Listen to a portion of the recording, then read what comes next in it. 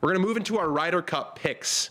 We've done a couple of these throughout the year. We've kind of checked in after the majors. I felt like now would be a good time after the U.S. Open, after the Travelers Championship. We've done a couple with James Gregg. We've done a couple with Luke Kerr-Dineen. We've got Luke Kerr-Dineen back on the show. Luke, how are we doing, my friend? Whoa, nice background. Oh, my God. Thank you. I chose it just for you, Dan, except now that I'm in the middle of this, it kind of looks like they're all kind of holding me up. Yeah, you're the guy.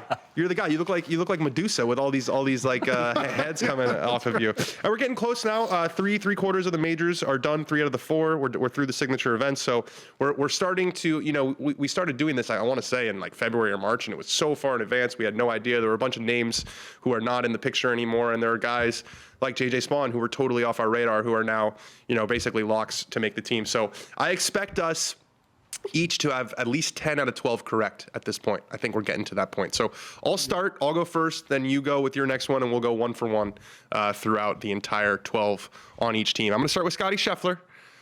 Real shock here. I know you're looking aghast at that pick. Number 1 player in the world, number 1 on Data Golf. He's got 9 finishes in a row of tied for 7th or better. Don't really feel like I need to say more. The best player on the planet's on my team. Yeah, I feel like you're going to have the frothy waters here. There's a lot more going on the American side than the nice and stable European side. But top of the order for me is Rory McIlroy. I know he's been going through a little mid-Masters lull, but I think he started to perk up at the very end of Oakmont. He's going to get up for it at Northern, with his Open coming to Northern Ireland, of course. And, I think, like I said on the last show, I feel like Ryder Cups have kind of become his North Star of his career now. I think this is what's going to get the juices flowing again for Rory. You talked about him kind of rounding into form. He had a top 10 finish at the Travelers and then the U.S. Open the week before. I was just so surprised, or I think it was kind of a perfect example of just how talented this guy is.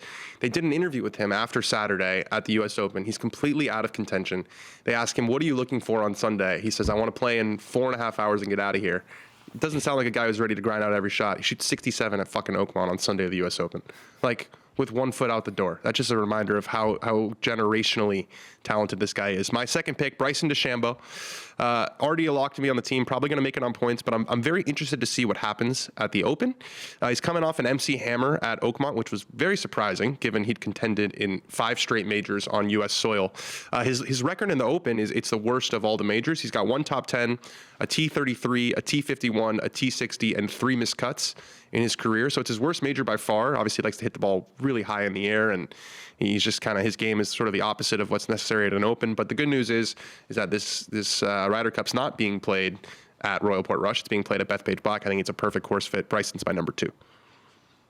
Yeah, Victor Hovland's my number 2. Maybe a little surprisingly high, but I really am just loading up on Hovland's stock. I think he's figured out something really big in his golf swing. He said as much early in the week at Oakmont, and he went on to play really well. It has to do with his backswing. We can get into that later. But the spark notes here is that he's kind of figured it out. It's getting better and better. And it's just these odd drives that every now and again pop up. That's the last missing piece. And there's plenty of time to figure that out before the Ryder Cup. I think he's going to be storming into form by the time we get to Bethpage. Yeah, I'm thinking about the first tee shot he hit on Sunday at Oakmont that almost went out of bounds. He kind of gets under it and hits this like wild right ball at some points. All right, my third pick is Xander Schoffley.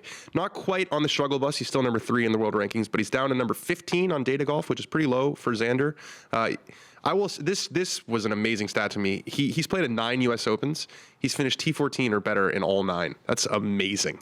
But a bad week at the Travelers. Hasn't finished better than T8 this year. And remember, this guy won 2 majors last year. So 2025, started with the injuries, been sort of a strange year with Xander Schoffley, but he will be there at Bethpage. I'm put Tyrrell Hatton at 3rd. Obviously had a great week at Oakmont. He finished in the top 15 of the Masters. He won at the turn of the year. He's turning into a real little kind of, not just a really dependable bulldog. And I think he's going to really thrive in this like adversarial atmosphere in Bethpage, good pairing with Rahm. Like, I think checks all the boxes for me. It's going to be box office watching him go back and forth with those fans. My 4th is JJ Spawn. Earned it. U.S. Open champ is going to be on the team. If you just sort of zoom out, the 4 biggest events that have been contended so far, which are the 3 majors and the Players, he has shot the lowest 72-hole score in 2 of them. Obviously lost to Rory in a playoff, but he had a 30-footer to win that tournament. So he's shot better than, no one shot better than him in half of the biggest events this year. So he's definitely on the team. Closed with a 63 at the Travelers, finished T14 after a really hectic period between the U.S. Open and the Travelers. So yeah, JJ Spawn's going to be there. Hatton's partner, John Rahm, is next up. I mean, I feel like Rahm has really hit his rhythm this year. You know, it was a weird year for him last year with everything going on, but he finished T14 at the Masters, T8 at the PGA, and T7 2 weeks ago, at Oakmont. And again, just a guy who I feel like settled into this new environment that he's in, and just a locked-on member of the European team for years. I like their first four better than, I like our number one better, but they're so solid. It's scary. Colin Morawa. 8 straight starts without a top 10, which I don't love. You know, some of these guys in sort of like the middle tier, outside of Scotty, aren't playing their best, like a Cantlay, like a Schoffley, like a Morawa. I would even, throw Justin Thomas in there, even though we're going to get to him very shortly. New caddy on the bag. His putting has been pretty poor the last few weeks. Colin typically goes as his putting goes. I was disappointed. We both talked about him, Ben and I, as a kind of a sleeper pick for the U.S. Open at Oakmont. He finished tied for 23rd and had just a terrible, terrible putting week. But he's been pretty good in the President's Cup and Ryder Cups, and just so steady. Very good for foursomes. You can depend on this guy. I actually like my number 5 a little more than that too. It's Ludwig Åberg. I know he's gone through a little bit of a wobble recently, but I think this is a form as temporary, class as permanent situation. I mean, there's not an element really of Ludwig's game on paper that you can mark as a huge room for improvement. I think he's going to go through waves because that's golf, but he has everything, and he's going to be such a stud for us. Justin Thomas is my next pick. He's been a different player in the majors versus the non-majors. So in the majors so far this year, tied for 36th at the Masters, miscut at the PGA, miscut at the U.S. Open. He's going to the Open Championship, which was the only major that he doesn't have a top 10 in. So it could be a loss year in the majors. But in the non-majors this year, he's finished second at the Amex, tied for 6th in Phoenix, tied for 9th at the Genesis, second at the Valspar. He won the RBC Heritage, tied for second at the Truist, tied for 9th at the Travelers. So this guy loves PGA Tour setups. He was actually talking about the setup at Oakmont a lot and saying how it would have been like impossible if it was dry. But yeah, he's been a totally different player in the non-majors than the majors. But Justin Thomas, again, emotional leader. He's playing better than he was a couple years ago when he got the pick. So I fully expect him to get the call. Tommy Fleetwood is my next up. Obviously, heartbreak. God, they are solid. 1 through 6 is really solid. Really solid, Dan. You better get worried. Tommy Fleetwood. He's just our generation's Ian Poulter. That's the best way I can describe it. Maybe his tour record doesn't match his giant of a record in Ryder Cups, but you can depend on him to make the winning putt in Ryder Cups, to carry a team, do whatever he needs to do. I mean, I'm so incredible Ryder Cup. Yeah, he's got different energy in the Ryder Cup. I even think about yesterday, we were talking about like Keegan's body language on 18 versus Tommy. It looked like the hunter versus the hunted. I think Tommy looks more like the hunter when he's playing in the Ryder Cup. My next pick is Russell Henley.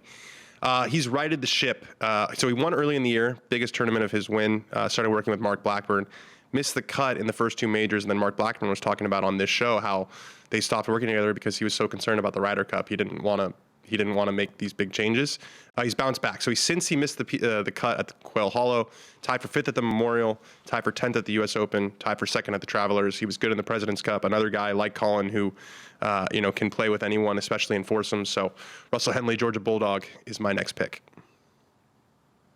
Sepp Straka's my next pick. It's a slight concern that he's missed the cut in these past 2 majors, which in some ways are pretty comparable course fits to Bethpage. But that said, he's just been like clockwork kind of on a week in, week out basis. Obviously won the Truist and then finished in the top 3 at Memorial. So I think he's locked on at this point, getting a spot on this team. Yeah, he's got two big wins this year. He won early in the year in the desert, and then winning again at Truist. I think that locked him on. Sam Burns is my next one. Great to see him jolt back into form. I don't think he's been on any of my lists before, but his last 8 starts, T13 at the RBC Heritage, T for 5 at the CJ Cup, T30 Truist, T19 PGA, T12 Memorial, 2nd at Canadian Open, tied for 7th at the U.S. Open where he was the 54-hole leader, tied for 17th at the Travelers. Might be the best putter in the world, and I think he's a great bet to make it because of that putter. I've wanted Denny McCarthy to be on this team for a long time. I'm just not seeing quite enough, and I feel like Sam Burns kind of fits that mold of the putter on the team. Yeah, I got Bobby Mack as my next pick. Kind of vaulted up the rankings after his good Oakmont showing. I think, in all honesty, this is the part of the European team where there are spots up for grab. Nobody's quite seized them. And I think just Bobby Mack playing well at Oakmont has almost solidified his spot there, and if not, very much put him high up in the mix. Andy, can we show what Bobby Mack thinks of the pick that you just made? Bobby Mack likes that pick. My next pick is Patrick Cantlay. We all know my frustrations with this guy. Streets are calling him can't play in the majors. T for 36 at the Masters, miscut at the PGA, miscut at the US Open. Actually, the same exact major record so far as Justin Thomas. They both tied for 36 at the Masters and both missed the cut in the next two. But then you look at, the ones sort of sandwiching those majors, tie for 12th at Memorial, tie for 12th at Travelers. He's just a check casher. He was good at the last Ryder Cup, got into it with Rory McIlroy. He was good at the President's Cup. I think Cantlay will be there. Yeah, Aaron Rai is a guy who I think divides a little bit of opinion on the European side in the sense that I don't think he's sneaking in here in a lot of European teams. To me, he's absolutely is, and that's because of the profile of his game. He's so good from tee to green. He's so accurate off the tee. Yeah, hits it really straight. You compare him with any number of players, he'd do well. Yeah, he hits it really straight. That is definitely an asset. Ben Griffin is my next pick. He just has this confidence, this big confidence. 2 wins this year. Just look at the stats. He's number 11 in data golf. Top 10s at both of the last majors, at the PGA and the US Open. Tied for 14th at the Travelers. Just been one of these guys who was not on anyone's radar and has just pushed his way into the picture and kept the pedal down. If it was tomorrow, I'd pick Ben Griffin. Shane Lowry, the vibes captain of Team Europe. I mean, I think there's nothing he can do that would end with him not being on this team for a whole host of reasons. He's great in the locker room, great with Rory, kind of loves the event itself, and he's obviously an extraordinarily good player. We're getting to the area now where these spots are up for grabs very much on the American side. I'm going with Maverick McNeely. This spot could easily have gone to Harris English or Denny McCarthy or Jordan Spieth or Tony Finau, but another great putter, young energy, and again, this is sort of a who's gonna get hot, in the playoffs. These last 2 spots are very much up for grabs. I'm going Justin Rose. His performance in the majors, but more than anything, his performance in the last Ryder Cup, I think has basically ensured that he's going to get this spot, barring 4 players, 3 other players maybe doing something really well. He's going to get the spot based on what he's done in the past as a kind of barometer for what he's going to do in the future. Well, also, I think he fills that sort of like 40-plus like leader of the team, leader in the locker room, with the departure of the Sergios and the Poulters and the Lee Westwoods. He's kind of stepped into that role. My last pick, Keegan Bradley, number 9 in data golf. By the metrics, it's really not a hard call. And if he wasn't the captain, he would probably be right after Colin Morawa on my list. If this was a pure golf decision, which it's not, I understand it's not a pure golf decision. There's a lot of politics involved. There's a lot of logistics involved, but. I think if the Ryder Cup started tomorrow, I think, a Scotty Scheffler, a Xander, a Justin Thomas, I think these guys might look at Keegan and say, buddy, we want you there. You're playing just as good as any. I mean, he just beat all of these, literally every single name on this list, I think, played last week, and he beat all of them. So it's not really a difficult conversation if it was just contained to golf. Yeah, I agree. If I were Team USA, I'd lock on Keegan Bradley. Deserves it. My final pick, though, is Rasmus Højgaard. I mean, to be honest, this spot is fully up for grabs. I don't think Rasmus right now has done enough to ensure this pick. I think you could see him going with Fitzpatrick, someone with experience in this spot, because of how just like much left on the table there has been from players trying to inch that last spot. This is anybody's game from here. I was tempted to put Matt Wallace here, but Rasmus is now sort of by default, but I really hope someone steps up and seizes this spot. I think that both of our top 10s, maybe with the exception of Aaron Rai, I think my top 9 and your top 10, 9 area are pretty much locked on at this point. So I'm looking forward to seeing. We'll probably do one more of these before the actual picks are made, but I think we're in a good spot, Luke. Yeah, thanks for having me, Dan. This was good fun. I can't wait for it.